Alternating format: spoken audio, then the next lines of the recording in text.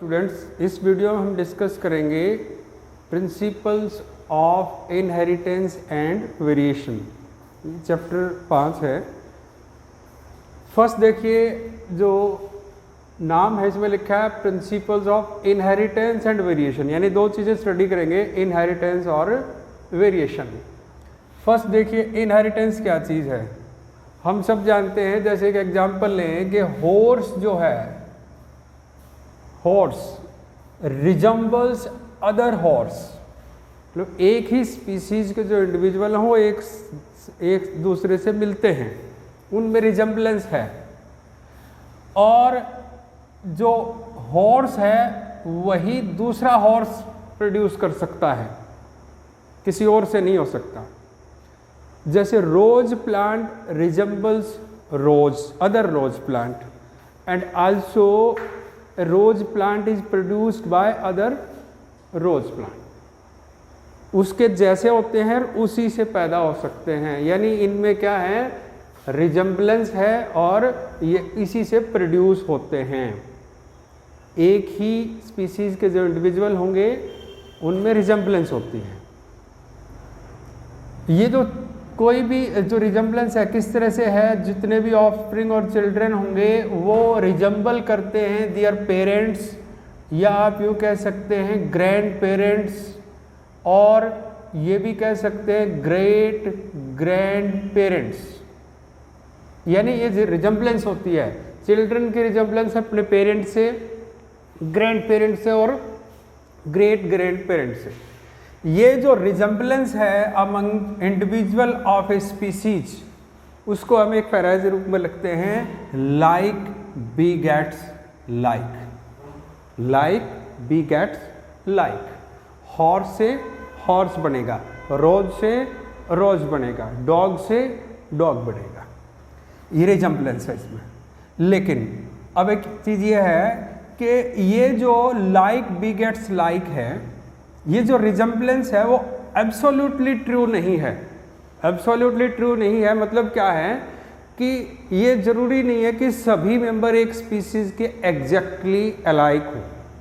उनके अंदर क्या होता है, ये एक दूसरे से बिल्कुल एग्जैक्टली सेम नहीं होते, उनमें थोड़ा सा डिफरेंस होता है, और वो जो डिफरेंस है वो वेरिएशन है।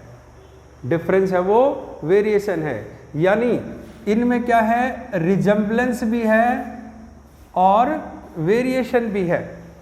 रिजम्बलेंस और वेरिएशन हम ऐसे भी समझ सकते हैं कि जो पेरेंट्स हैं उनमें क्या है, वो पास ऑन करते हैं, पेरेंट्स पास ऑन करते हैं set of characters to their offsprings.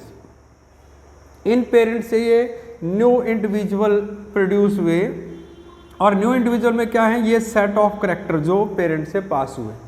उन सेट ऑफ कैरेक्टर्स में दोनों चीज़ें हैं, रिजम्बलेंस भी है और डिफरेंसेस भी हैं, यानी वो रिजम्बल भी करते हैं लेकिन कुछ डिफरेंसेस भी इसके अंदर होते हैं।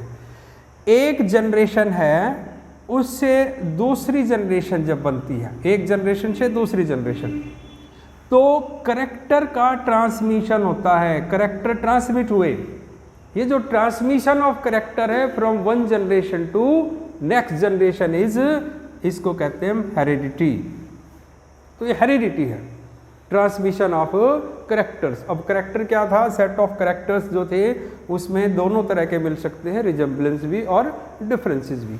अब ये जो चीज़ें हैं सारी, ये हम स्टडी करते हैं, एक ब्रांच है उसमें जिसका नाम है जेनेटिक्स। यानी जेनेटिक्स ये ब्रांच है जिसमें हेरिडिटी और वेरिएशन जो है या करेक्टर का जो ट्रांसमिशन है उसकी स्टडी की जाएगी।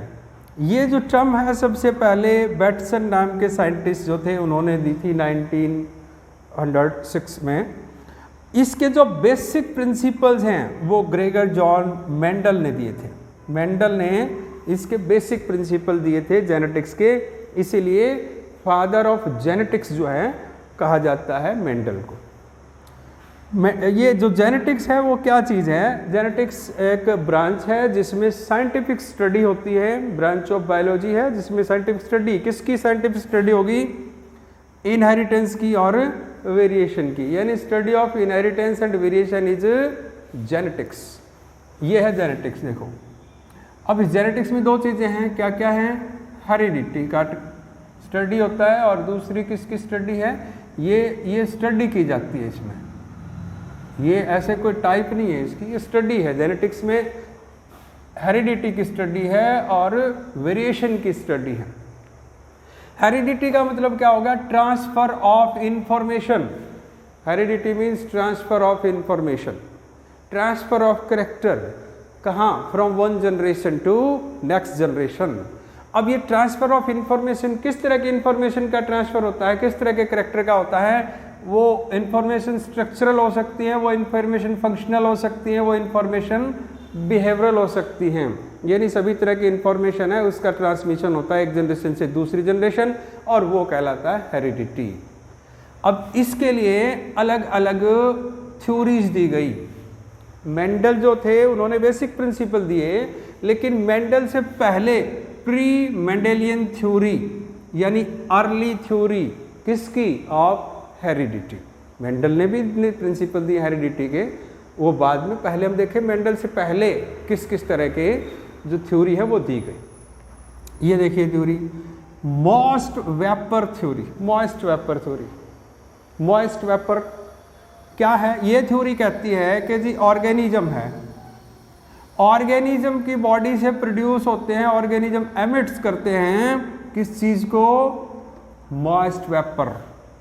और वो मॉइस्ट वेपर जो हैं फ्रॉम डिफरेंट ऑर्गन एग्रीगेट हो जाते हैं और बनाते हैं डिफरेंट ऑर्गन्स ऑफ ऑफस्प्रिंग और न्यू इंडिविजुअल।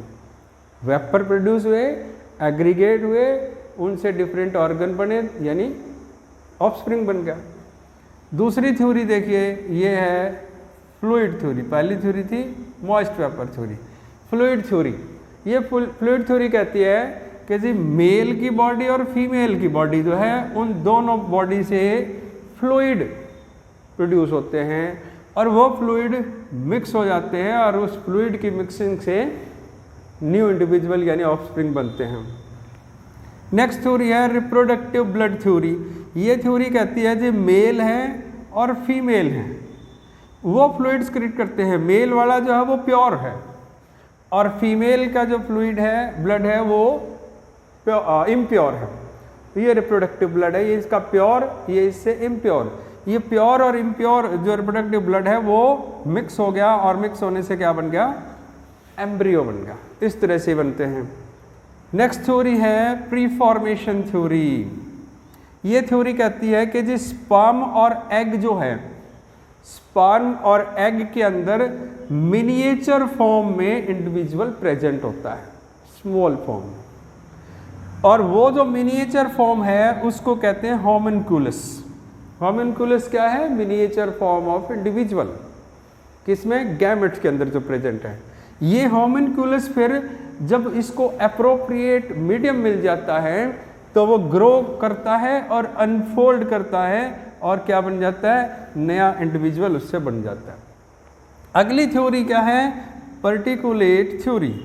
ये थ्योरी कहती है कि जी बॉडी के जो पार्ट्स हैं, बॉडी के हर एक पार्ट से, एवरी पार्ट ऑफ बॉडी जो है वो प्रोड्यूस करता है माइन्यूट पार्टिकल्स, और वो माइन्यूट पार्टिकल फिर मिक्स हो जाते हैं और बॉडी के जो प्रोजेनी है उसके डिफरेंट ऑर्गन्स इससे बनते हैं।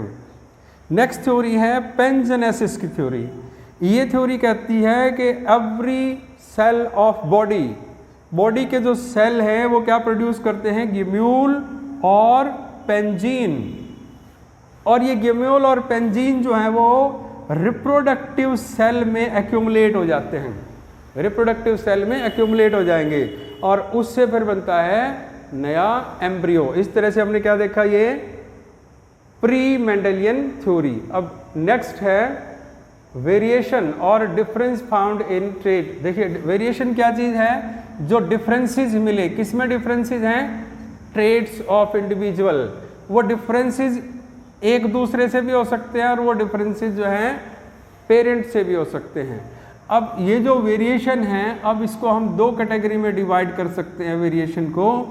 एक तो वेरिएशन होती है कंटिन्यूअस वेरिएशन, और दूसरा है डिसकंटिन्यूअस वेरिएशन। नेक्स्ट है वेरिएशन। जैसे हमने देखा वेरिएशन क्या है, डिफरेंसेस इन ट्रेट। जो इंडिविजुअल है उनकी ट्रेट्स में डिफरेंस होता है। डिफरेंस किससे होता है, पेरेंट्स से भी डिफर करते हैं और वो एक दूसरे से भी डिफर करते हैं। एक ही पेरेंट्स की जो प्रोजेनी होती है उनके अंदर भी डिफरेंसेस होते हैं, वो पेरेंट्स से भी डिफर करते हैं, एक दूसरे से भी डिफर करते हैं। ये जो डिफरेंसेस हैं ये वेरिएशन है। वेरिएशन का जो मेन कॉज है वो ह्यूमन बीइंग को लगभग 8000 टू 100 BC ये पता चला था कि इसका जो मेन कारण है वो सेक्सुअल रिप्रोडक्शन है। यानी वेरिएशन किसके कारण आते हैं, सेक्सुअल रिप्रोडक्शन से। ये डाटा किस लिए इंपॉर्टेंट है, इस डाटा बेस्ड जो है क्वेश्चन आते हैं। एनसीईआरटी में जो डाटा दिए गए हैं उनके बेस्ड डायरेक्ट क्वेश्चन आते हैं, इसलिए इनको ध्यान से पढ़ना होता है। ये जो वेरिएशन है उसको फिर एक्सप्लॉइट किया जाता है, बहुत पुराने समय से एक्सप्लॉइटेशन होता है, इनका यूज होता है वेरिएशन का। किस तरह से, एक तो सिलेक्टिवली ब्रीड करने के लिए और दूसरा to select organism which can pass desirable characters. जो डिजायरेबल कैरेक्टर को एक जनरेशन से दूसरी जनरेशन में पास करने के लिए और दूसरा सिलेक्टिव ब्रीडिंग के लिए इन वेरिएशन को एक्सप्लॉइट करते हैं। एक एग्जांपल इस एक्सप्लॉइटेशन का है पंजाब में, क्या वाइल्ड काऊ से, वाइल्ड काऊ के आर्टिफिशियल सिलेक्शन और फिर उसके डोमेस्टिकेशन। वाइल्ड काऊ थी, आर्टिफिशियल सिलेक्शन हुआ और फिर डोमेस्टिकेशन। आर्टिफिशियली सेलेक्ट किस बेस पर किया, उसके अंदर डिजायरेबल कैरेक्टर थे तो उनके बेस्ड इसको सेलेक्ट करके डोमेस्टिकेट किया गया और ये जो काऊ है अब ये साहिवाल काऊ। वेरिएशन की टाइप, वेरिएशन जो है कंटिन्यूअस वेरिएशन और डिसकंटिन्यूअस वेरिएशन, दो कैटेगरी में हम डिवाइड कर सकते हैं, कंटिन्यूअस और डिसकंटिन्यूअस। कंटिन्यूअस वेरिएशन को फ्लक्चुएटिंग वेरिएशन भी कहते हैं, डिसकंटिन्यूअस वेरिएशन को म्यूटेशन, स्पॉट्स, साल्टेशन ये नाम भी दिया जाता है। कंटिन्यूअस वेरिएशन क्या है, कॉमन होते हैं और एक बेल शेप्ड कर्व से आप उसको रिप्रेजेंट कर सकते हैं। ये मान लीजिए हम एक कर्व ड्रा करें, ये एक बेल शेप्ड कर्व है, यहाँ इसकी ये एवरेज है, तो इसमें जो ट्रेट है वो इस एवरेज के दोनों तरफ फ्लक्चुएट करती है, तो ये बेल शेप्ड कर्व से, और ये एवरेज है तो ये फ्लक्चुएट अराउंड एवरेज।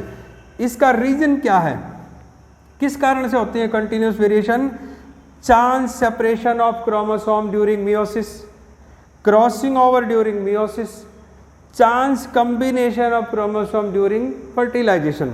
यानी ये हो गया कि एक तो पॉसिबिलिटी ये है कि मियोसिस के दौरान ये दो काम होते हैं और दूसरा क्या है, फर्टिलाइजेशन। फर्टिलाइजेशन के अंदर भी चांस मिक्सिंग होती है, कोई किसी के साथ मिक्स कर सकता है। डिसकंटिन्यूअस वेरिएशन और साल्ट वेरिएशन देखिए, साल्टेशन, ये अनप्रिडिक्टेबल होती हैं और सडन होती हैं और इनहेरिटेबल। अनप्रिडिक्टेबल है, सडन है, स्टेबल हैं, इनहेरिटेबल हैं, ये कहलाती है डिसकंटिन्यूअस वेरिएशन।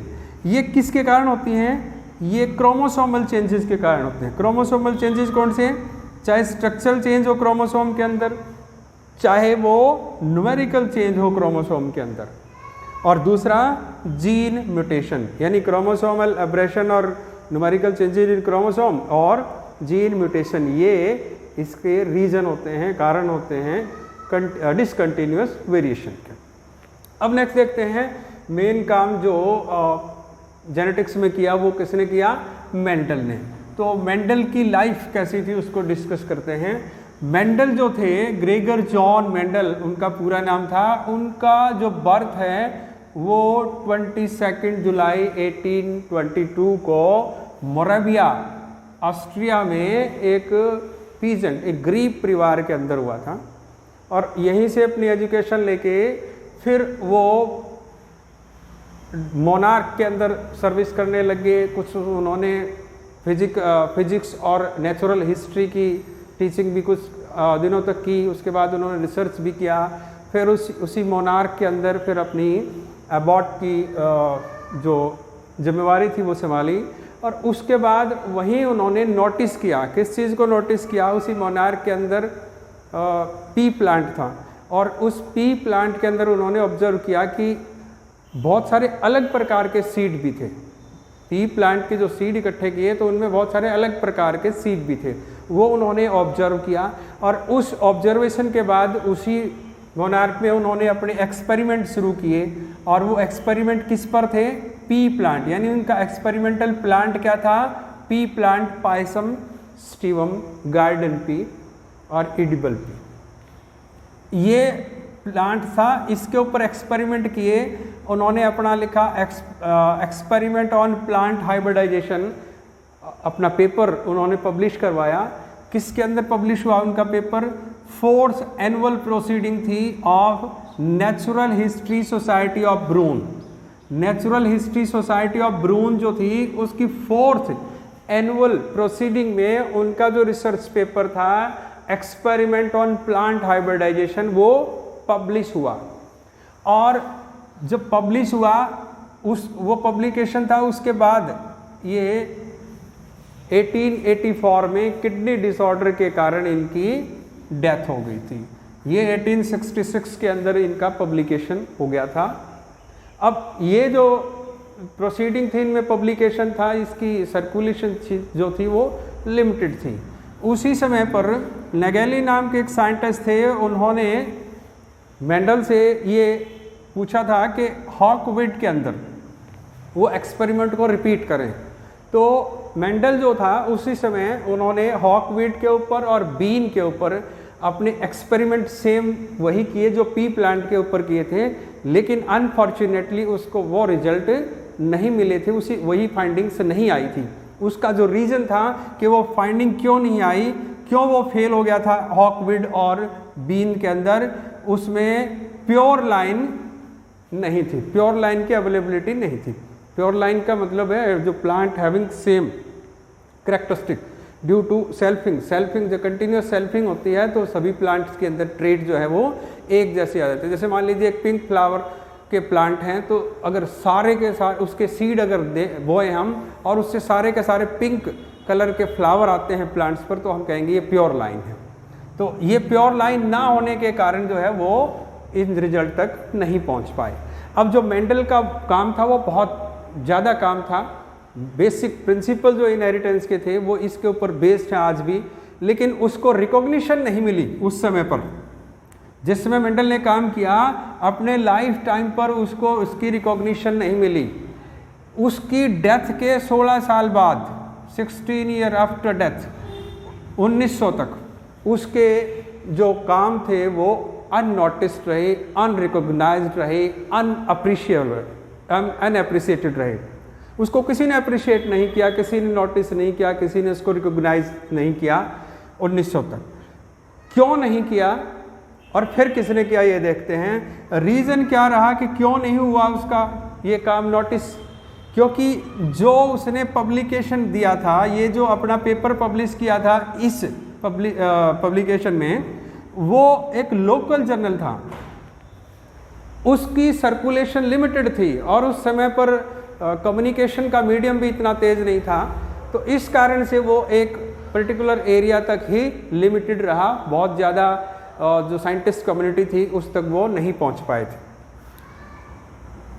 दूसरा जो रीजन था कि वो एक मोनार्क में एबोट का जो हेड का जो ओहदा होता है, हेड की जो पोजीशन थी उसको संभाले हुए थे, उसको scientist as a scientist recognise नहीं करते थे।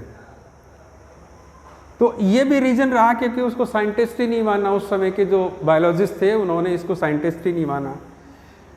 तीसरी जो थी वो स्टैटिस्टिकल और मैथमेटिकल अप्रोच उसने फर्स्ट टाइम बायोलॉजी में इंट्रोड्यूस की थी प्रोबेबिलिटी के लिए। अगर ये होगा तो प्रोबेबिलिटी ये है, तो उसने मैथमेटिकल कैलकुलेशन और स्टैटिस्टिकल टेक्निक्स का यूज बायोलॉजी में किया था, जो उस समय पहली बार था। उसको भी उस समय के जो कंटेम्प्रेरी साइंटिस्ट थे उन्होंने उसको रिकॉग्नाइज नहीं किया, उसको एक्सेप्ट नहीं किया। और चौथी बात जो थी कि मेंडल खुद जो है वो श्योर नहीं था अपनी फाइंडिंग पर। किस तरह से? जैसे उसने खुद ने ही हॉकविड पर अपने एक्सपेरिमेंट रिपीट किए लेकिन सेम फाइंडिंग्स नहीं आई। उसका रीजन जो है वो पहले ही बता दिया क्या था। और लास्ट जो फाइनल बात थी कि जो मेंडल का काम था वो उस समय के हिसाब से बहुत ज़्यादा आगे का था, इस कारण से उसको रिकॉग्निशन नहीं मिल पाई थी। नेक्स्ट है रीडिस्कवरी ऑफ मेंडल्स फाइंडिंग, और मेंडल के जो एक्सपेरिमेंट थे उसकी रीडिस्कवरी की गई। 3 साइंटिस्ट थे जिन्होंने इंडिपेंडेंटली इन हाइब्रिडाइजेशन एक्सपेरिमेंट को कंडक्ट किया। तीनों ने इंडिपेंडेंटली किया। हुगो डी वारिस जो नीदरलैंड के थे, और उन्होंने इस एक्सपेरिमेंट को कंडक्ट करने के साथ एक काम और किया था कि मेंडल के जो वर्क था उसका जो ओरिजिनल पेपर था वो उसने फाइंड आउट किया कहीं से, और फिर उसको रीपब्लिश करवाया। फ्लोरा नाम का जर्नल था, 1901 के अंदर इसने पब्लिश करवाया इस काम को। फिर कार्ल कॉरेन जो थे जर्मनी के, उन्होंने भी एक्सपेरिमेंट कंडक्ट किए सेम, और सेम रिजल्ट मिले। उसने क्या किया, मेंडल की जो वर्क था, मेंडल की जो फाइंडिंग थी, वो उनको शेप दिया in the form of law और प्रिंसिपल्स। और फिर E.W. स्मैक जो थे ऑस्ट्रिया के, उन्होंने भी इस पर काम किया। यानी ये 3 साइंटिस्ट थे, इन्होंने इंडिपेंडेंटली जो है काम किया, हाइब्रिडाइजेशन एक्सपेरिमेंट किया और सेम रिजल्ट पाए जैसा मेंडल ने बताया था। अब इन्होंने उसका जो क्रेडिट था, एक्सपेरिमेंट इन्होंने किए, लेकिन क्रेडिट किसको दिया, जो ओरिजिनल क्रेडिट जाना चाहिए था मेंडल को, तो इन्होंने मेंडल को ही पूरा क्रेडिट दिया इस जो फाइंडिंग्स जो थी, उनके जो प्रिंसिपल्स जो थे, उनके जो लॉ थे उसके लिए।